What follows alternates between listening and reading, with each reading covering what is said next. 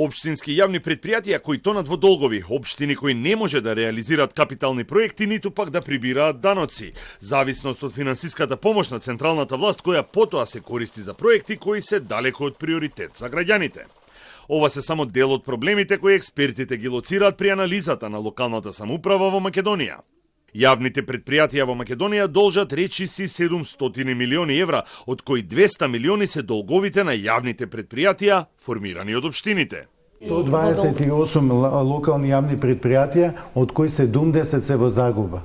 Загубите им се 17 милиони евра, а околу достасаните обврски неплатени околу 200 милиони евра. Знаете за која пара зборуваме? Сите општини заедно имаат вкупен буџет од 1 милиарда евра годинава, 25-та. Лани реализира 800 милиони евра буџет, сите општини заедно. 200 милиони им се долгови на општини, на локалните предпријатија. Реализација на амбициозните предизборни ветувања на градоначалниците сигурно нема да има во целост, бидејќи ниту имаат финансиска конструкција, ниту пак општините имаат финансиска моќ. Приходи од прибирање на даноци се на ниско ниво, а капиталната и развојната структура е ограничена кај голем дел од општините. Во вкупните доспеани долгови кои што се на општините се припишуваат 9%, но ако ги додадеме на тоа и оние јавни долгови на предпријатијата кои што се основани од општините, веќе доаѓаме до 25% од доспеаните неисплатени долгови да отпаѓаат на општините. Ако понатаму ги анализираме што значат овие долгови, имаме општини каде што половина од вкупните приходи кои општината ги има треба да ги даде за долгови, тоа се за отплата на долгови. Унгарскиот кредит не е единствената финансиска помош за општините во обидите тие да се раздолжат. Претходно државата им даде 50 милиони евра на општините без јасни критериуми и контролни механизми, што според експертите е крајно опасно и загрижувачки. Сетете се што се случи уште кога ги вратија долговите со тие 50 на милиони евра.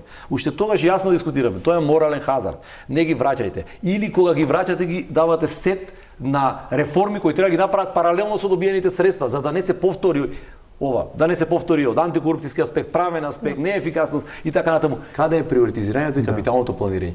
За вакви моменти како унгарскиот кредит треба да имаш механизам воспоставен. Имаме приоритизација, тогаш се случи да пријавиме проекти. Сега слушаме дека во определени општини дули и граѓаните и внатре има неусогласеност дали проектот бил најголем приоритет на општината. Парите од унгарскиот кредит се трошат на разубавување на општините наместо на приоритетни проекти за граѓаните, смета Филков.